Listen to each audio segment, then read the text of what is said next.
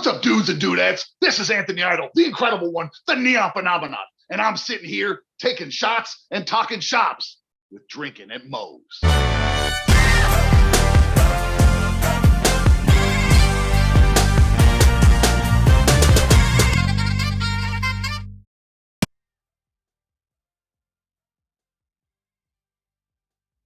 All right, everybody. Want to thank Reaper Apparel for having Drinkin at Moe's be a brand ambassador. They encourage everybody to break out of that comfort zone, live their best self, which, hey, that's what got me starting the podcast. But they got great clothing, great apparel, t-shirts, hoodies, beanies, hats, all that good stuff. Be sure, link will be in the description, and use the code Drinkin at Moe's to get 10% off your order. Let's fucking go. All right, everybody, welcome to Drinkin at Moe's. As always, YouTube, like, subscribe, comment, all the good stuff, because it helps with the pain in the ass algorithm. We're on most places you can find your podcasts. Today, I am excited to have with me a guy regular at a promotion down in SoCal that's very near and dear to me, SoCal Pro, Anthony Idol. How are you doing? I'm doing excellent, man. How are you doing, man? Oh, I can't complain. I had a pretty decent weekend, added a little bit to my collection back here. Growing up, big, not just pro wrestling, but Ninja Turtles as well. I've been getting those Universal monster mashups they have. All right on. Now, did you get out to the new movie yet already, or no? That I did. Saturday, I went out to that.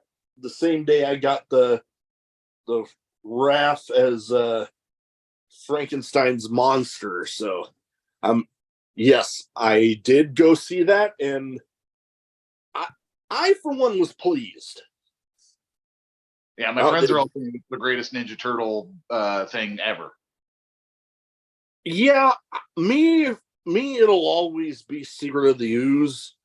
Okay. Top the list for me, but it was right up there. I will say it was right up there for me. Right on. But yeah, I've been lucky enough to get to actually meet the guy that voiced Michelangelo in the original cartoon. And speaking of Secret of the Ooze, I actually got to meet Kevin Clash, the guy behind Splinter in those first two movies. Oh, I got stuff autographed by the both of them up there. Killer. Oh yeah. Well, the main reason why we're here, I mentioned growing up, pro wrestling and Ninja Turtles. We're here for the pro wrestling side of things, and the thing that I like to start off with each guest with is what got you started as a fan, and then what made you decide to make the leap into the business? Well, both things kind of happened really, really early, so I'm not quite sure exactly when. I'm thinking first grade. Okay. So right about, yeah, I think because the year previous to that, I wanted to be one of those motocross dudes who did the big super jumps, like somewhere between Evel Knievel and something on a dirt bike. That was my first goal. And then I remember the next year, like career day, was like wrestling. Oh yeah. It was early for me. I remember, I'm trying to think. I think it was about third grade for me, actually, that I got to go to my first ever pro wrestling show. It was a WWE show here. Well, it was in about an hour from where I live now, and got to see a few of my favorites. Got to see Big Boss Man versus Yokozuna. And I was like on the floor, so I'm like running over to the entrance. And then one of my other autographs I have up there, I got to meet Rikishi, and I got his Head Shrinker Fatu figure signed. he was actually in that show as well. Him with Samu versus Owen Hart and Coco Beware. Oh, sick. Oh yeah, it was a good time and A little high energy. Oh yeah. Oh man. And I think my parents thought, oh, maybe he'll grow out of it now that he got to see it live. I'm like, no, that only made it worse. Yeah, that's the general consensus for most parents at that stage, is that you'll grow out of it. But fortunately or unfortunately for most of us, we don't. No, that's definitely it for me. And well, the independent wrestling side of things actually got started off kind of later, because I didn't end up going to an independent show until I was actually stationed in San Diego. It was New Wave at the time, and then got going into SoCal Pro. And I was actually there. One of the titles I believe you held at one point, the Golden State title, I was there the night that they crowned the first ever one. Oh wow!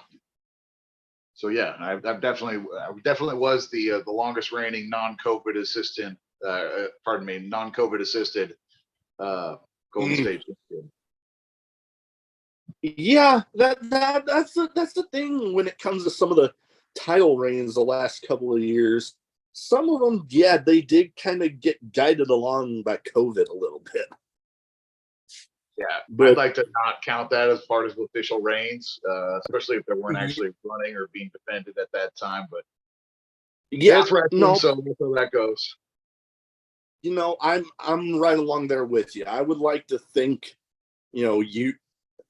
things with the title reigns kind of went on a bit of a pause during that time that there wasn't much running, and then you pick it back up right where it left off when things started picking back up. Yeah, I'll let you count the 30 days before the event, right? Because you got to get ready, so that counts. You're kind of like active. You're getting ready for that event. So I'll give you that whole month before you started running shows again. So you'll start the reign. Like, well, you do the math. I'm not going back. Yeah, no, that's a lot of math to do in my head, and math in my head is not my strong suit. Same. But there's two promotions that when I was doing my homework that seem to be most of your career up to now has involved these two promotions for, I think, pretty much every year, if not every year. One being Empire Wrestling Federation. And, when I started getting into independent wrestling and then getting back home, I might not have been as familiar with it, but since doing the podcast and the amount of people that I've been talking to, I become somewhat familiar with the product. What has it been like for you there? Well, great. I'm big on organization. Both of those companies have been running a long time in Southern California. And there's, when you're running consistently, I know I'm going to get work. So why not give a little bit of a commitment to those two places? When you talk about EWF, they've been running for the better part of 30 years. It's primarily San Bernardino where they run. But as far as UI or the rest of show business is concerned, that's Los Angeles. Yeah. So when somebody is doing a television product or a movie or a commercial, that the first person they're going to contact is Jesse Hernandez. Yeah. So there's a lot of side benefits to working with the Empire Wrestling Federation. Not to mention, you're going to be wrestling, trained guys. You're going to be in front of fans that they've been collecting and educating for 26 years. So there's a really consistent, good draw.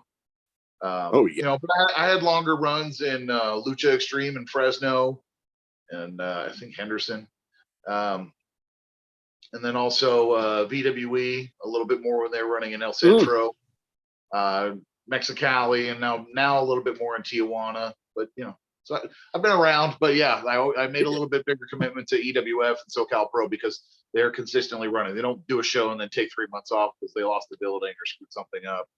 Yeah. I was with Fist Combat for a while too.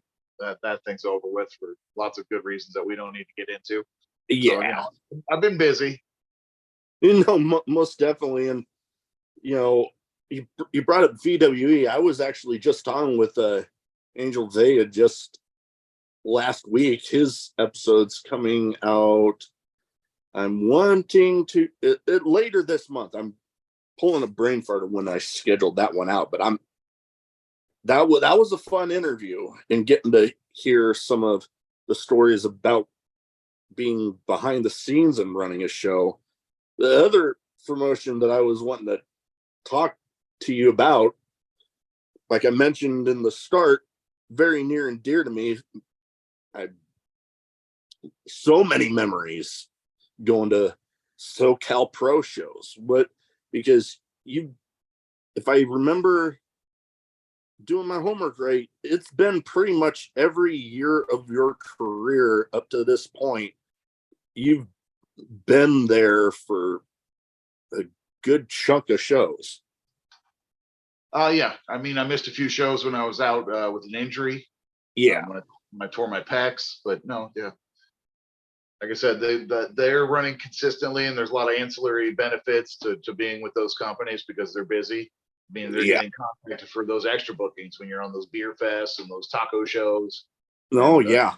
Because all that money is green, man. So that's the reason why with those companies. Again, like I'll work anywhere as long as the date's open. It's not that big a deal to me. But like, of course, when people have their stuff together and there's not a lot of drama and they're organized, and you know that you're going to be working against decent opponents, then that's why you stick with those companies.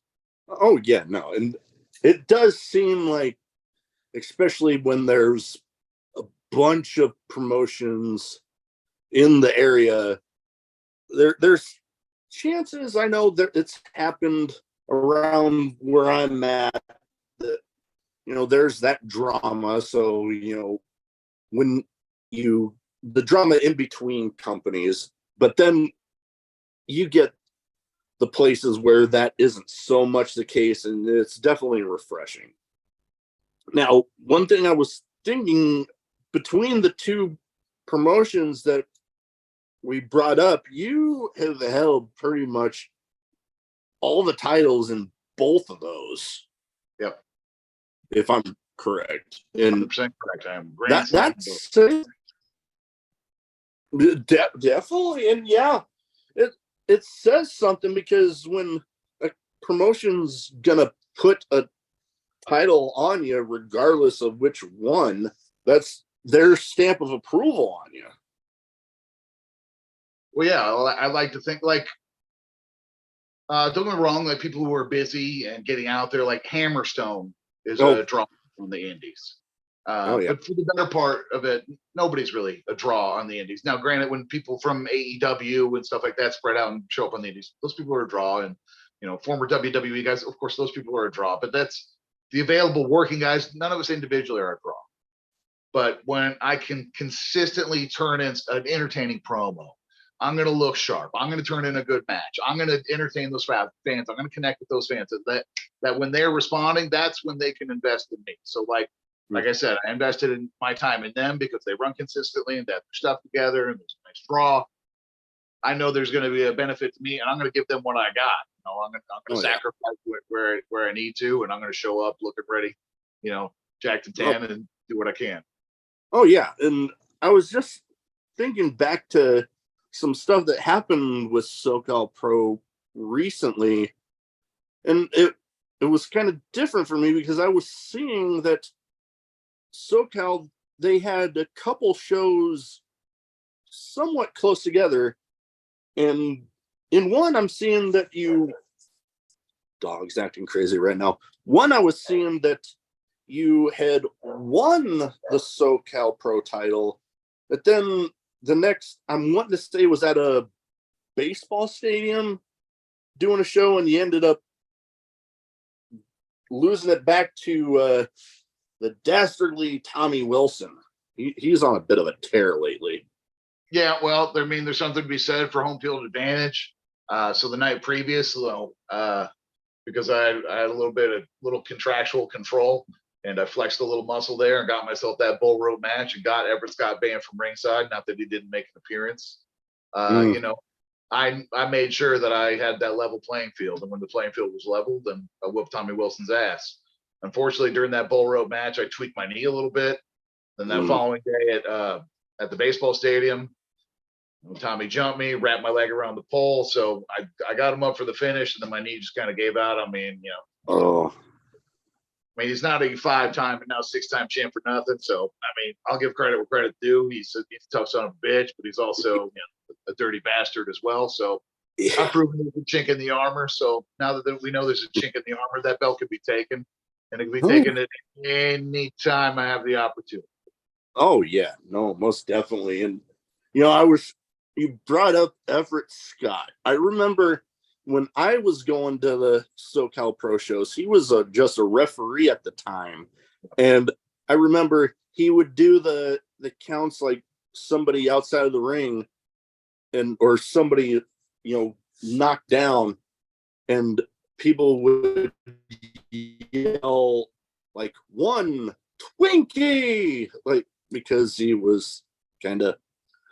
And I feel bad about laughing about overweight stuff, but because I mean I'm not exactly thin myself right now, but at the time it was freaking hilarious. Well, he's definitely unique, but I think that's positive when we're talking about pro wrestling. I think pro wrestling, almost above any other form of entertainment, needs different body types. Although big man running with football is always fantastic in the pros. Oh yeah, no, and you bring up a good point, and something that I've talked with a few different people about, because in pro wrestling these days, whether it be independence, national TV, uniqueness is somewhat few and far between anymore. So when you get something, whether it be a promotion, a match, or a in-ring persona that is unique, hey, run with it. Right, but you can't. Those guys out there. They don't look similar because they lack creativity. They look similar because they're all trying to be good.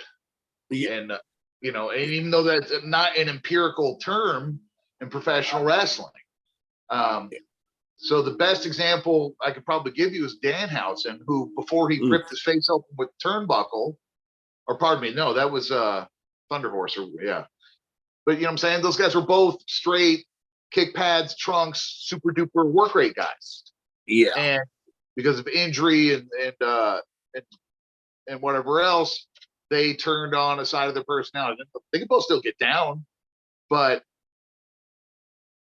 at our level specifically, even though Danhausen's on TV now, your ability to connect with fans is way more valuable than you being able to slap on a million submission holds. Not that that's not cool. People can get over by being really, really awesome. But when I was a kid, Dynamite Kid was spectacular. And I was a little guy, so I'm not a smarky nerd. I don't know this and that, but I could tell he is technically efficient. He is violent. He is sudden. But I also knew, not that great on the interviews.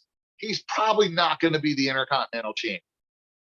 You know what I'm saying? And like, this is the same kid who like rode his bike home crying when Hulk Hogan lost the title to the Ultimate Warrior. My friends was razzing. You know what I'm saying? So I don't want to make it seem like, I was in on the deal. That's not that. It's just like, I knew he was special.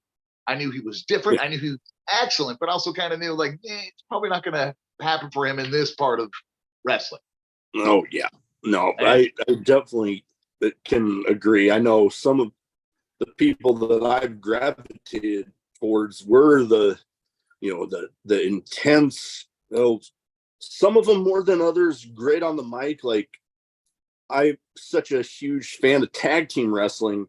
Some of my absolute favorites that I got to see at least one time live, the Road Warriors. Those guys on the mic, in the ring, just intensity personified.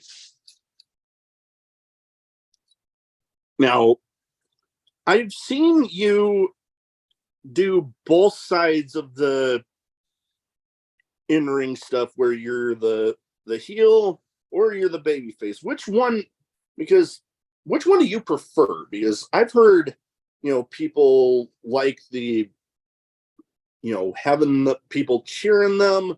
Other people think that it's a lot more fun, playing the bad guy, getting people booing them. Which side do you kind of think you fit on? Well, that's fitting on is that's a different question than what do I like that. It vacillates because I think as a, performer, although I think of myself as an athlete, you should be really into exploring both those aspects. So there's definitely pluses and minuses to both. Yeah. So I understand looking at me like, oh, okay, heel, especially because, there's not a lot of larger people out there on the independents. So it makes it easy. That doesn't mean that they're immediately going to hate. Yeah. I would say, especially at this level, it's super duper tough being a baby face. Especially if you come in cold someplace as a baby face.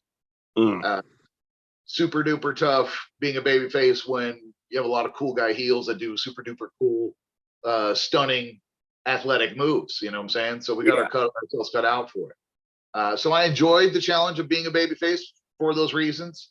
But I've been doing that for a long time now. So I'm I get the taste that might like to go back to the dark side maybe. I really love both. I kind of just sink my teeth into the stuff that I can't, because being a babyface is tough, and tapping into those things that are going to get people behind you is rewarding. Whereas like being a heel feels very natural. It's easy to tap into that and to turn up the nasty. That kind of taps into more my offensive line mentality, where I can just kind of stay on somebody and maul them. Or as opposed to like appealing to those fans and trying to get them behind you. Yeah. No, I can see that. It, all crowds are different. One, you might go in trying to be the babyface, and then all of a sudden, the crowd just doesn't like you, and then it's like, okay, how do we switch this up? Yeah, I've had a couple flat things coming in cold as a babyface when I'm brand new to the promotion or whatever. But generally speaking, been pretty lucky. I like to think I'm magical. I think if I stay in that mind state, mind frame, then things will work out all right. Oh yeah, and that's one thing with pro wrestling, being able to be adaptable is probably, I can imagine, a key thing, because like I just mentioned, every crowd's different. So you're gonna have the people. I was trying to think of where I was coming here. The thing that I remember with the people that seem to have those career longevity are all adaptable, all able to change. I mean, how many damn career reinventions has guys like Jericho or Undertaker, how those guys have had, and Jericho's still going at it. I think it has a lot to do with all of us are really addicted to this in a really weird, odd, unexplainable way. And because of that like I was saying earlier about sinking your teeth into those challenges and finding that something that's rewarding. So Jericho coming back in the trunks and the short hair and being kind of psychotic, like what's his face from No Country for Old Men. He said, I can't remember the character's name, but I know what you're talking about. You know what I'm saying? And like he's been 3 or 4 other guys since then, the list, and now he's he's not really the Ayatollah of rock and roll, but he's still half-ass a rock star and stuff like that. I think that's just also part of life. We don't, like, you didn't always have this luscious beard. You know what I'm saying? Yeah. We always ourselves are changing and evolving, even if it's only a little bit. You know, people that are struggling the same state of saying they're always going to change, evolve. You're not going to be into the same stuff. Your habits are going to change. You're going to look different, be different, and rock out the different music. So I think those things filter through, like you said, with those people who have the longevity. I happen to think the longevity happens because of our need to be in it. And to win those challenges of getting over, staying over, selling the merch, getting the catchphrase over, stuff like that. I think it's just like I just remember this bumper sticker once in traffic that said "Only a surfer knows the feeling," and that of course, is surfing, but it's also unique to the dude who rides his Harley across the country and sleeps in cars in the desert. I'm not doing that shit. Nor am I surfing 30-foot waves. Nor am I running 100-mile ultra marathons and stuff like that. But all those fucks are sick little twisted fucks in their own little way. If we're allowed to, I probably should have checked. But you know what I'm saying? No, you're good. You're good. Those things that get our soul going, those are the things we can't stop. That's why you see that old guy with ape hangers, or he's finally in the trike because he beat the shit from riding the Harley for 30 years. Like, we can't stop, couldn't stop if we wanted to. Yeah. So you're gonna evolve. You're gonna do what you can to stay in the shit. Oh, most definitely. And funny thing, you bring up the beard. I actually, I've shared it on YouTube and on TikTok and other social medias. I did this short where I said, after I watched this last week's Collision episode, I'm like, you know what? The guns remind me of somebody. And then I took a clip from Finding Nemo with the seagulls, and I'm like, mine, mine, mine, mine, mine. I put that in there. And then I got an alert that somebody put that video in their story. And not because when I posted it, I didn't think it was going to get acknowledged by anybody big. Well, Austin Gunn posted it on his story and said, "Oh, Gandalf's got jokes." And I laughed. I think I spooked my dogs. I was laughing so hard. Right on, man. Because I'm like, all right, I got thick skin. I found that hilarious. That is funny. Now, what would you say is some goals that you might have left when it comes to wrestling? Well, I thought I was going to be talking to you after making my debut at the auditorium in TJ. But that got canceled. Oh. 15 minutes after I checked into my hotel in TJ. Oh, so, damn. That sucks. Yeah, I'd like to be in the big auditorium in TJ. I'd like to get back to Memphis. I'd like to make it to Puerto Rico. I'd like to get to Japan. I'd like to win the WA World title. Yeah, that's probably it right now. We'll okay. Okay, those are some good ones. I know. I met Ricky Morton a few times. Okay. And, yeah, a few times. And he said to me once, real quick, "I still got dreams." All right. Yeah. No, you always. I think when you don't have any goals left, it's about time to just hang it up. But yeah, you bring up Japan. I've always wanted to go there. I think when I was on deployment, I got close. We anchored off of Japan, and some people got to go on for, you know what? I don't even remember what the hell it was, but I wasn't one of them. So I got to see Japan. I just never got to set foot in country. That's always been something I've wanted to do.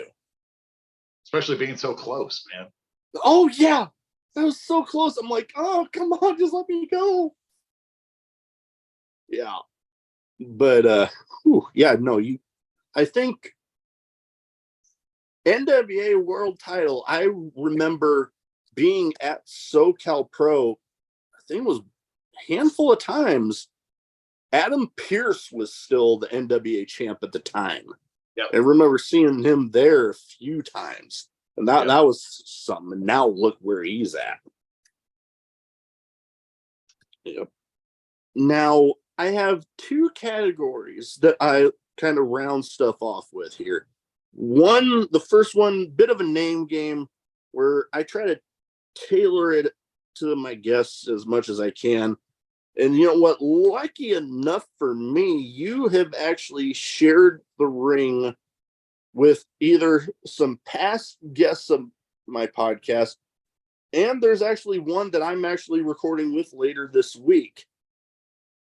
And I'm going to name them off. You give me the first thoughts that pop into your head about them. All right, this will be fun. First one, Rotten Ronnie Thrash. Welcome to the business, kid.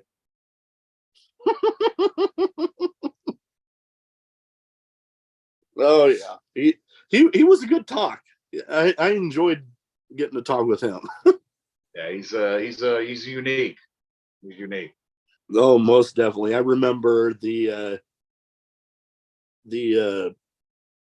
SoCal Crazy Hermanos Contra Cancer show where he was in there doing commentary for the vast majority of it, and I'm like, holy crap, I remember this guy. This is awesome. Like, just the interactions that he had. I believe it was with Tommy Wilson was actually on commentary with him that night, and that was like, okay, this is entertaining. Yeah, keep these guys on commentary. If I get two words, the other word for Ronnie would be adorable. Yeah, I can see that. Now, next up, a guy that I'm actually supposed to be recording with later this week, Vito Fratelli. Solid. Oh, yeah. Everything that I have been seeing about him is, yeah, one solid, just great performer in that ring. Yeah, good dude, too. Next up, whether you call him Mariachi Loco, Keeping It Loco, whatever it is that he is being called now, we're going to stick with Mariachi Loco. Unselfish. Most definitely. I can totally agree with you. I know, oh boy, we had been trying a little bit to have him on, but then, life stuff happens.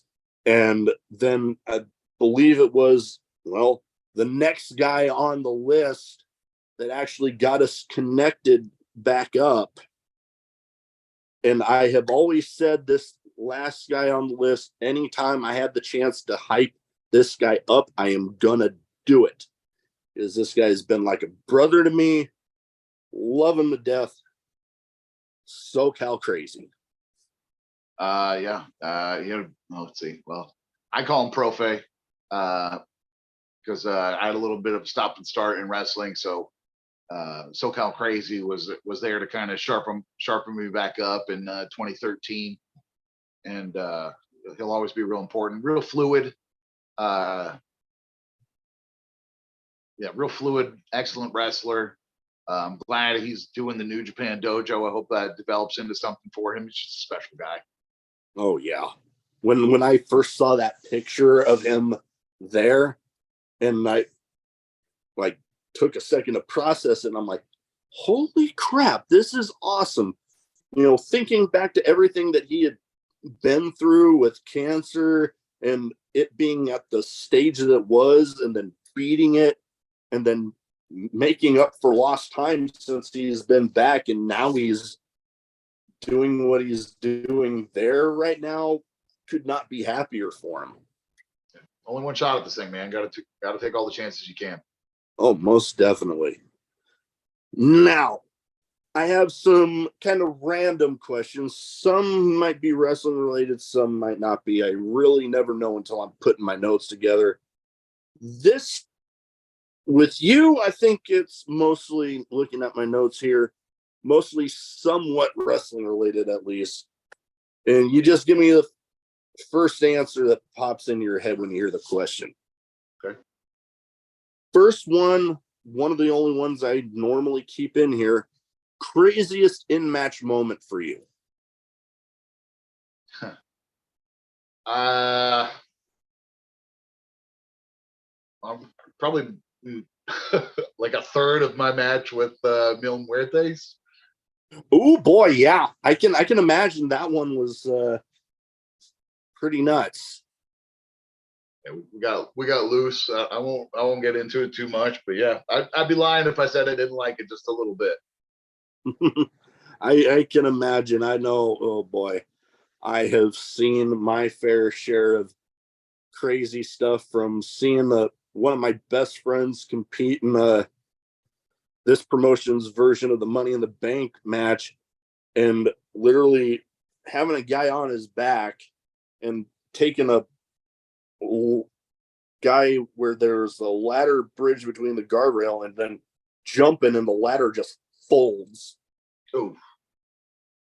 And oh boy, getting to sit front row for a no rope barbed wire match.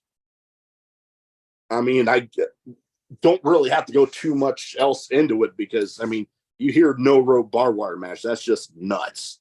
And no spoilers. That match, me and Mil Muertes is on YouTube, but he threw me through the guardrail. I cradle power bombed him on the floor. Yeah, I won't. He hit me with a bunch of different stuff. I won't ruin it. There's some unexpected moments in that match, so hopefully you guys can go out there and appreciate that. Oh, I'll definitely be watching it for sure. Now, one thing when it comes to wrestling, whether it be independents or the people on TV, is a lot of traveling up and down the roads. What would you say is a pet peeve of yours in a car ride going down the roads? I don't have a lot because I've been pretty lucky about choosing my wheelman. I had somebody tell me that they nodded out once behind the wheel. That did not go well.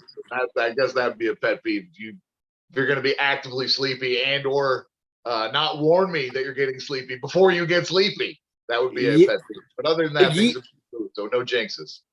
Yeah, no, hopefully nothing else there. But yeah, no, I can imagine. I mean, I shouldn't talk too much about it because, I've done it myself, trying to tough out the crazy sleep apnea that I got.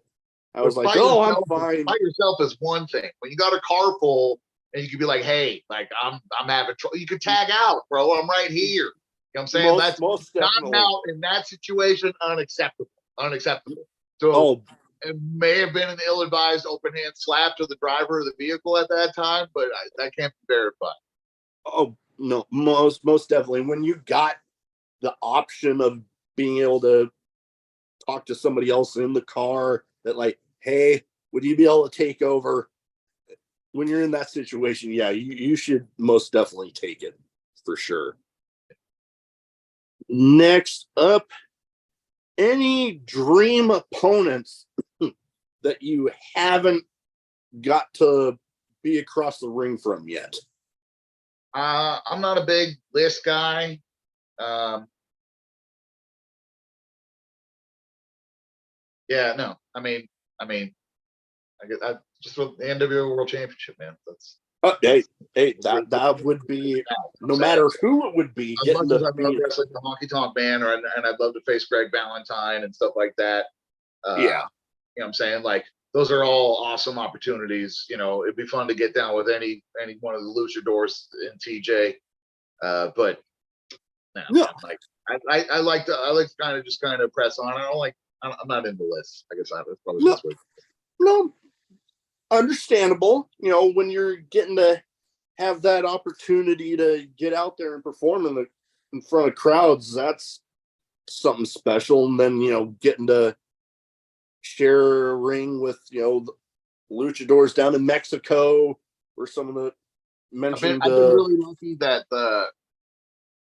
I'm not saying I've never had a list, but by just kind of focusing and grinding and not putting it out there like that, I've gotten all of those people. So what I like round 2 with Willie Mack, yes. You know what I'm saying? But like I got my one, so I don't know if that's necessarily dream. Um, Yeah. and then like the other reason I don't do lists is you get these awesome surprises. Like I did a show at like a Harley Davidson place, and I wrestled Malcor, who's now Sweet Robin Shaw, and that was so awesome and so fun. We had such good chemistry. Like had I been focused on some exterior list, I might not have come across this awesome opportunity. So that's the reason. Most definitely, totally understandable. Now, with a name of a show like Drinkin' at Moe's, I would feel weird if I did not have this question on here. And I've kind of added a little bit to it. Favorite and least favorite drink, whether it be alcoholic, non, or hell, one of each, because I've had people on that for one reason or another don't drink.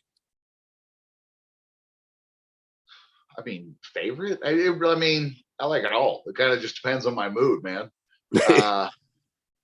So like, a silver bullet after a match is like so perfect. It's so perfect. So that's always special. Can't beat, some Coronas with a couple of fish tacos, any sunset, San Diego. That's a good time. Oh yeah. And sometimes there's an occasion for the perfect old fashioned. I don't know that I dislike anything. Probably anything that tasted like black licorice I would be out on. Oh yeah, no, I can agree with that. That whoever invented black licorice just needs not to a be big Jägermeister guy, but I've had a Jaeger bomb. I wouldn't be opposed to them if everybody else was going for it. But generally speaking, it's lighter beer, Mexican beer, stuff like that. I like tequila, I like whiskey, I like wine. All that stuff's great, but it just depends on my mood. Most definitely. I can be a little into that myself. I mean, hell, I'm not getting paid, but delicious, like delicious. Like that. I got to go with the silver bullet because I'm watching my figure. But I love Banquet. Oh yeah, like I remember. Hell, I don't think I had one until after I got back from the Navy, and then I just randomly started like, you know what? I'll try that, and then boom, here I am. I'm loving them. Yeah, tippy top. I've been on a Miller Lite kick because those nice low carbs. That's generally that'll influence my choice other than most. Although Saturday I went out to this place called Mothership and they had this big, fruity, devastating tiki cocktail. So what I'm saying, I'm game. I'm up for the experience. Really, that should be the takeaway. Oh yeah. Oh yeah. No, I remember being at a place. I wanted to say this was in Thailand actually, where they had this swim up bar and they actually had a drink in a hollowed out pineapple. I'm like, I will have that. Yeah, that looks like fun. I'm up for that. Yeah. Oh yeah, no, definitely up for stuff like that. Now, last but not least for this category, what would you say best advice for anybody wanting to get into wrestling? Don't. You would not be the first one to say something like that. No, it's weird because now the majority of people that I meet, at least coming through school, they don't have a sports background, which is odd to me. Yeah. And it's like, we don't have to get in why that's odd to me, but it's odd that you want to be so physical without that experience. But, and I would throw martial arts in that too, but whatever. Yeah. It's odd. That's just odd to me. So the biggest thing I think is just keep showing up. Just keep showing up because everybody's going to have obstacles and problems and stuff they don't get. But everybody who is successful is standing upon a giant pile of flaming failures. That's how that goes. Now, don't get me wrong. Obviously, some people are preternaturally talented and they can get stuff just from watching it a few times on television, but they still need the reps, So, if you can't get in the batting cage unless you go to the batting cage. So you got to show up, take your cuts, get in there, get the experience, and things will eventually smooth themselves out. The other side of it is a lot of people learn that wrestling isn't for them. Yeah. But again, you won't learn that unless showing up once or a few times is enough for you to figure that out. But just keep showing up. That's the best advice. Oh yeah, no, that's definitely good advice. And you bring up, the in-ring side of things maybe not being so much for everybody, but that seems to be what people think of when, getting into the business. They don't think of some of the other aspects from production, commentary, whatever the heck it might be. There's multiple jobs that, if the in-ring side of stuff isn't for you, yeah, you can explore some other options there. Yeah, I think we're hesitant to tell people that when they're starting out, because we don't want to seem like they're discouraging them from being physical, because some people, they may not be ready to accept the reality that it's not for them, Yeah. and that's not for me to decide, because plenty of not the greatest athletes have been successful in professional wrestling. Oh yeah, because they were over or whatever. You know what I'm saying? So that's why I keep showing up, keep trying, because it only takes one person to like it. But to your point, yeah, the more you can do, especially at our level, the more you get to do. So if someone's out there listening to this and they're like, oh, went to the tryout, went to the workout, that's not for me. That rings harder than I thought. Dude, if you have the time to dedicate to professional wrestling production, if you can edit video, I'm not saying you're going to make a fortune in this, but if you were to help somebody create a better product and therefore a better scene and therefore better ticket sales for that specific indie, it could probably lead to better opportunities. More than one announcer from EWF has gone on to getting paid well to being an announcer elsewhere. You know what I'm saying? So people do see your work. So best believe people out there doing graphics, doing video editing, doing the sound, being able to produce a show. Those are valuable things. Like I said, the more you can do, the more you can do. Of course, entree into the biz is, bumping and seeing what's up and seeing if that's for you. And if you want to stick around and help out, there's, like you said, a ton of ways to help out. But I think you got to be cautious and gentle about presenting those options to people, because, in the end, you're kind of telling them like, I don't know if this is for you. So you got to be gentle. And some people latch on and see that that's for them and like that, because they can immediately contribute and don't have to get beat up. So hopefully those doors open, or they, at least their eyes get open to that opportunity.